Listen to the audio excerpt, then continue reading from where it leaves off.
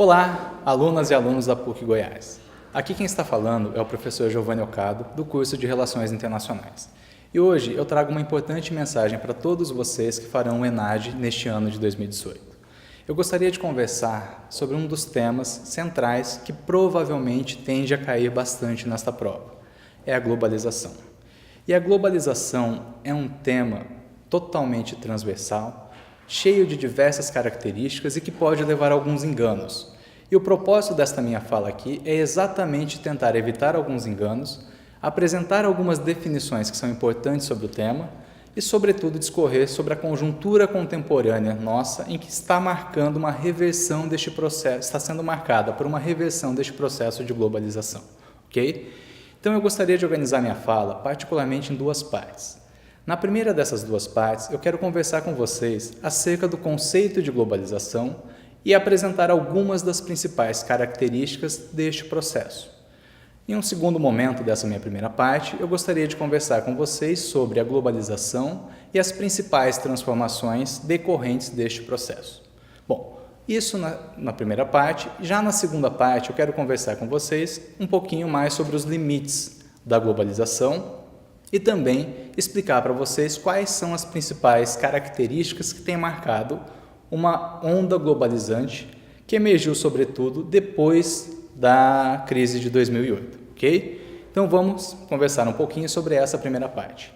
E nessa primeira parte eu quero conversar com vocês sobre o conceito de globalização. E para isso eu acho importante esclarecer duas considerações importantes. A primeira é: a globalização não é necessariamente um fenômeno novo. Não é um fenômeno que começou no final da Guerra Fria, ou nos anos 70, ou que teria começado durante as grandes navegações. Muito pelo contrário. A humanidade é global desde os primórdios. A humanidade já nasceu com um ímpeto de desbravar o mundo. Em essência, globalização significa tornar-se global. E para se tornar global, é simplesmente conhecer o globo. Então, nesse sentido, desde quando a humanidade surge na África e percorre todo o globo, chegando de um lado até o Estreito de Bering e de outro até a Terra do Fogo, na Patagônia, a humanidade já se torna global. O que varia no decorrer do tempo é a escala com que a globalização ocorre, a intensidade com que ela ocorre e quais são os processos que ficam envoltos dentro da ideia da globalização. Então esse é um primeiro esclarecimento importante. Por favor, não confundam, não imaginem que a globalização simplesmente surgiu nos anos 90. Muito pelo contrário, já é um fenômeno antigo, mas o que varia é, sobretudo, a escala com que este fenômeno ocorre. Então essa é uma das primeiras ideias básicas quando a gente fala da globalização. Segundo ponto importante: a globalização não é pura e simplesmente um único processo ou um único fenômeno. Na verdade, a globalização envolve uma diversidade de processos, de fenômenos que ocorrem de maneira simultânea e muitas vezes sobrepostas. E a globalização perpassa diversas áreas. A globalização acontece na área política, na área econômica, na área social, na área cultural. Então, há diversos processos que estão ocorrendo simultaneamente e de forma às vezes sobreposta à ideia da globalização. O que acontece no campo político impacta no campo econômico, que impacta no campo social, que impacta no campo cultural. Então não dá para a gente muitas vezes fazer a dissociação desses processos. Nós precisamos entendê-los como um todo e analisar a globalização como um reflexo de todos estes processos. Cuidado com isso. Finalmente, um terceiro ponto importante quando a gente trabalha com a ideia de definições da globalização está relacionado com a ideia de que a globalização está promovendo uma compressão do espaço e do tempo. O mundo está ficando cada vez mais conhecido, praticamente nós não temos mais, talvez assim, exceto por algumas tribos isoladas, mas a gente já não tem mais o que conhecer sobre este mundo em termos do espaço. E em relação ao tempo, cada vez mais o nosso período atual é caracterizado pela instantaneidade. Então não há mais aquele tempo grande entre a circulação da informação, os deslocamentos aéreos, fluviais, marítimos, etc. Então, cada vez mais é mais rápido se deslocar pelo mundo e cada vez mais o mundo também é mais conhecido. Então, do ponto de vista das definições, vamos compreender que a globalização não é algo novo, que ela representa um conjunto de processos e que a principal ação desse conjunto de processos é comprimir o espaço e o tempo. Essas são, de maneira geral, alguns elementos centrais para nós buscarmos uma definição do conceito de globalização. E cuidado, como todos os conceitos no campo das ciências humanas, nem sempre existe unanimidade. Existem vertentes que são mais favoráveis à ideia da globalização, as vertentes globalistas, e existem as vertentes que são mais céticas com relação às ideias e conceitos da globalização, como as correntes céticas. Enfim, então, em termos de definições gerais, era isso que eu precisaria falar com vocês. Passando agora para um segundo tópico dessa primeira parte, eu quero falar com vocês a respeito de algumas características importantes dos múltiplos processos de globalização. E uma das características centrais é a ideia da interdependência. A interdependência, em linhas gerais, é caracterizada enquanto uma dependência mútua, recíproca. Isso significa dizer que determinados acontecimentos que acontecem em um país têm o seu impacto em outro país ou em outras partes do globo. Claro que este impacto varia em termos de grau, em termos de intensidade, em termos de percepção que tem pelas outras partes do globo em que ele ocorre. Mas o fato é, qualquer acontecimento que ocorre em uma determinada parte tem um impacto em outra parte. Então, por exemplo, quando acontece um atentado terrorista, pode acontecer, como teve o caso recente na Somália, o globo inteiro se sensibilizou em função desse atentado que foi lá perpetrado. E essa interdependência ela ocorre em diversos campos, desde o comércio, passando pelas finanças, pela economia, pelas migrações, pela violência, entre outros aspectos. Então, a ideia central e uma das propostas, das ideias centrais da globalização é exatamente esta lógica da interdependência, de que os acontecimentos têm impacto em qualquer parte do globo. Uma segunda característica importante quando nós trabalhamos com a ideia de globalização é a ideia da instantaneidade. Cada vez mais, em meio a este processo de revolução da informação que teve seu início nos anos 70, a humanidade está mais conectada e as informações estão fluindo com mais rapidez e com um custo muito, muito baixo. Um dos principais impactos dessa nova era da informação, que assim a gente pode chamar, é exatamente o barateamento do custo da transmissão da informação. Como a informação fica mais barata, ela flui mais rápido. E fluindo mais rápido faz com que as pessoas tenham a maior percepção dos acontecimentos que se processam muitas vezes em instantes do que em outras épocas. Então, nesse sentido, as pessoas tomando conhecimento das informações têm maiores condições de se mobilizarem em função de determinadas agendas e pressionar seus respectivos governantes ou outros grupos da sociedade em função das próprias demandas. Então, esse é um dos pontos importantes da informação, da globalização. Exatamente a lógica da instantaneidade. A informação é mais barata, os transportes interligaram cada vez mais o mundo, a comunicação também é mais segura, é outra característica que marca a globalização. E uma terceira característica importante que também marca o fenômeno da globalização é a ideia da porosidade das fronteiras. Então, cada vez mais existe uma indistinção entre o que nós chamamos em relações internacionais do ambiente doméstico para o ambiente internacional. Na verdade, você não consegue separar esses dois ambientes. Daí surgiu a expressão local. O global interfere no local, assim como o local também interfere no global. E isso se liga, por sua vez, com a primeira característica que eu apresentei para vocês, que é a interdependência.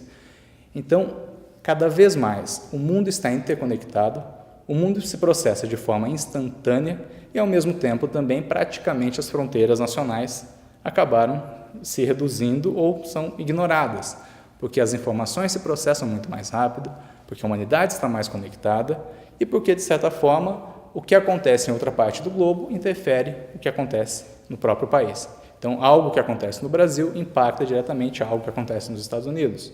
Nós estamos assistindo nesse ano de 2018 a Copa do Mundo. E a Copa do Mundo é algo que todas as pessoas, em qualquer lugar do globo, está acompanhando, está torcendo para os seus respectivos times, né? E também se emocionando. Então, eu acho que esse é um ponto importante, a ideia do local. O local no global e o global no local. Essas interferências recíprocas, ok? Então, aqui a gente termina essa parte de caracterização ou as principais características da globalização E eu trago agora um terceiro ponto que eu gostaria de comentar com vocês, que são as principais transformações que a globalização trouxe para o mundo. E eu dividiria essas transformações em torno de 4 tópicos, 4 pontos. O primeiro ponto que eu tenho para trabalhar com vocês é a ideia de que a globalização, particularmente no final da Guerra Fria, produziu um novo reordenamento global. Ora, o mundo se torna mais global, porque quando termina a Guerra Fria, acabam 2 blocos claros de poder, de um lado o bloco norte-americano, capitalista, de outro lado o bloco soviético socialista. Então, findam-se 2 ordens e passam a ter uma única ordem. Como reordenar essa única ordem que passou a surgir depois da Guerra Fria? Isso foi um grande dilema, e aliás é um dilema até hoje presente. De um lado nós temos os Estados Unidos enquanto um país tecnicamente vencedor da Guerra Fria, que em grande medida acaba relutando entre assumir uma liderança nessa ordem global pós-Guerra Fria e, por outro lado, se isolar dessa ordem global pós-Guerra Fria. Fica um equilíbrio delicado. A Europa estava se reconstruindo, de maneira geral, estava tentando cada vez mais se integrar e também não tem a condição de assumir esse papel. Então, essencialmente, quando nós falamos do contexto do pós-Guerra Fria, surge um novo desafio de como reordenar uma ordem pós-bipolar em um contexto de grandes transformações, em que o mundo estava também se tornando muito mais global. E em meio a este contexto cada vez mais global, nós conseguimos observar pelo menos 2 fenômenos interessantes também. Um primeiro fenômeno interessante é a ideia da transição de poder. Essa transição de poder é um deslocamento de poder que ocorreria no sentido horizontal de Estado ou grupos de Estado para outros Estados ou grupos de Estados. Então, essencialmente, do pós-Guerra Fria para frente, nós observamos com muita intensidade um processo em que o poder está se deslocando cada vez mais do chamado Ocidente, com uma liderança norte-americana e ajudado pela Europa, para o Oriente, sobretudo com o protagonismo chinês. Há quem diga hoje, por exemplo, que nós já estamos vivendo uma nova ordem bipolar, de um lado os Estados Unidos e de outro lado a China. Então, este processo de transição de poder é um processo que, em meio a múltiplos processos de globalização, está cada vez mais presente. E um segundo processo de deslocamento de poder importante é o deslocamento de poder no sentido vertical, que vai do Estado para os chamados atores não estatais.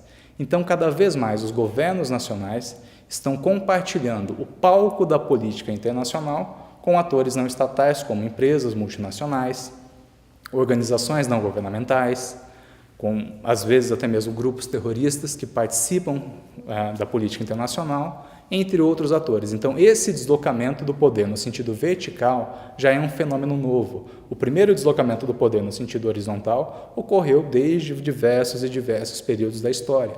Mas esse deslocamento que parte do Estado para os atores não estatais, sobretudo neste contexto em que cada vez mais as pessoas têm acesso à tecnologia e a tecnologia consegue empoderar as pessoas, é algo ainda sem precedentes e que torna, por vezes, o mundo até mais caótico. Então, essa é uma das grandes dificuldades que a gente vai ter que observar. Uma segunda transformação importante, ligada diretamente à ideia da globalização, é a formação de blocos regionais, notadamente blocos econômicos. Então, quando termina a Guerra Fria, há uma tendência cada vez mais à regionalização, partindo do pressuposto que, quanto mais as regiões pudessem integrar seus respectivos países, melhores elas seriam capazes de se inserir na ordem mundial. Então, isso acontece muito fortemente na Europa, quando de fato há a assinatura do Tratado de Maastricht e a formação da União Europeia, e isso acontece também, por exemplo, na América do Sul, quando o Brasil, a Argentina, Paraguai e Uruguai resolvem formar o Mercosul. O pressuposto e a lógica central dessa formação de blocos regionais é exatamente tentar, por meio desses blocos regionais, melhorar a inserção internacional de cada um dos países do bloco no cenário cada vez mais global. Bom, uma terceira transformação importante também relacionada com a lógica da globalização é a redução da violência. Muitas vezes é um tema um pouco tanto quanto contestado, mas um dos principais reconhecimentos que nós precisamos fazer é que a maior parte das pessoas do mundo não morre nem por conflitos armados e nem necessariamente pela violência física. Então, a maior parte das pessoas do mundo morre por algumas doenças. Se nós pegarmos a quantidade de pessoas que estão morrendo no mundo hoje por conflitos armados, pelo terrorismo, por homicídios ou outras formas de morte violenta no sentido físico, isso não chega a 1% de todas as mortes mundiais. Então, isso é algo sem precedentes também na história humana. De maneira geral, este contexto que emerge no pós-Guerra Fria levou a uma expectativa muito otimista de que a humanidade poderia superar também os conflitos armados e particularmente os conflitos violentos. Do ponto de vista global, houve uma tentativa de se investir em uma agenda capitaneada pelo então presidente norte-americano George Bush de criar os chamados dividendos para a paz, ou seja, todos aqueles gastos que no contexto da Guerra Fria eram direcionados para questões militares poderiam se voltar para o desenvolvimento. E nesse sentido se gerou uma expectativa de mudança pacífica na ordem internacional e maior predisposição para a cooperação. Ora, essa agenda teve algumas limitações, a bem da verdade, e alguns episódios colocaram também, em grande medida, essas expectativas otimistas sobre xeque. Por exemplo, o genocídio de Ruanda em 94, depois o conflito na Bósnia no ano seguinte, na Somália. Então, ainda que nós estejamos vivenciando uma era em que os conflitos e as mortes violentas nunca estiveram tão baixas quanto antes, existem violações sistemáticas de direitos humanos que faz com que a humanidade, aliás, que faz com que o sentimento de solidariedade, entre outros aspectos, sejam despertados. Então, é um paradoxo interessante quando a gente trabalha também com a redução da violência. E uma quarta principal transformação decorrente desses processos de globalização está relacionada, sobretudo, com a construção de uma nova agenda global, verdadeiramente global, no pós-Guerra Fria. E essa agenda global passa por particularmente 4 temas. O primeiro tema, meio ambiente. Meio ambiente não é necessariamente uma questão nova. Com a Conferência de Paris em 69, depois da Estocolmo em 72, já havia se introduzido essa preocupação em escala planetária, mas com a Eco 92, realizada no Rio de Janeiro, essa agenda acaba emergindo de uma maneira cada vez mais forte. E por emergir de maneira cada vez mais forte, há uma preocupação generalizada de estados e atores não estatais em função da preservação do meio ambiente, da contenção das mudanças climáticas e, ao mesmo tempo, também com a sustentabilidade. Então, essa é uma agenda importante que foi introduzida, sobretudo neste contexto pós-Guerra Fria e que gerou, em grande medida, esforços globais para realmente avançar nos temas.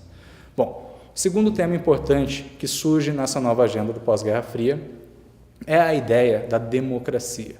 Se criou uma expectativa muito otimista de que, terminada a Guerra Fria, a democracia se disseminaria por todas as partes do globo. Isso é verdade, sobretudo nos países do leste europeu. Não foi um processo necessariamente pacífico, mas se pode notar que no contexto do final da Guerra Fria também se gerou uma expectativa muito positiva em relação à disseminação da democracia por outras partes do globo, a priori em torno de países descomunistas e que pudesse atingir outras regiões. Então, a democracia também é um tema importante introduzido nessa agenda. Um terceiro tema importante introduzido nessa agenda é o livre comércio. Então, diferente também, de novo, em um novo ordenamento tal, a expectativa era que o comércio, a liberdade comercial, o fim de diversas barreiras tarifárias ou entraves tarifários que refreassem as práticas comerciais pudessem ser gradativamente eliminados. Não fosse assim, não teria surgido no ano de 94 a Organização Mundial do Comércio. Então, o livre comércio, a disseminação do livre comércio em escala também planetária, é outro tema importante que emerge nessa agenda do pós-Guerra Fria. E o quarto tema importante, não por isso menos, que não cabe ressaltar, é os direitos humanos. Os direitos humanos, embora tenha sido lançada a Declaração em 48 e seus protocolos adicionais depois, é um tema que marca fortemente a agenda global no pós-Guerra Fria, sobretudo depois que acontecem conflitos étnicos sangrentos no leste europeu e o genocídio de Ruanda. Então, os temas dos direitos humanos, os argumentos humanitários são trazidos cada vez mais à tona, porque é um tema que sensibiliza comunidades, indivíduos, pessoas em qualquer parte do globo. Então, uma luta também em escala planetária em função da proteção e da preservação dos direitos humanos é outro traço característico e outro componente importante dessa nova agenda internacional que surge no contexto do pós-Guerra Fria.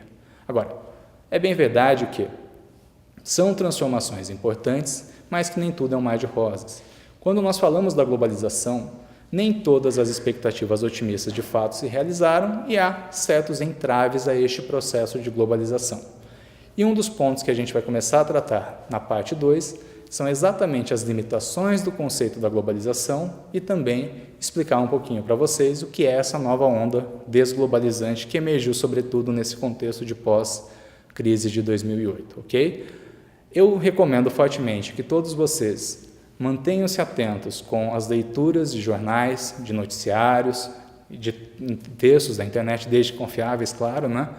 Mas que procurem ficar atento a isso, porque é um tema importante, é um tema sobre o qual a gente tem discutido muito, mas que particularmente tem acontecido muitas transformações, principalmente, que a gente vai trabalhar na segunda parte, no que diz respeito a uma chamada onda desglobalizante que está percorrendo o mundo de maneira bastante geral. Então, da primeira parte, o que eu tinha para tratar com vocês era isso. Agradeço a atenção e nós nos encontramos em breve.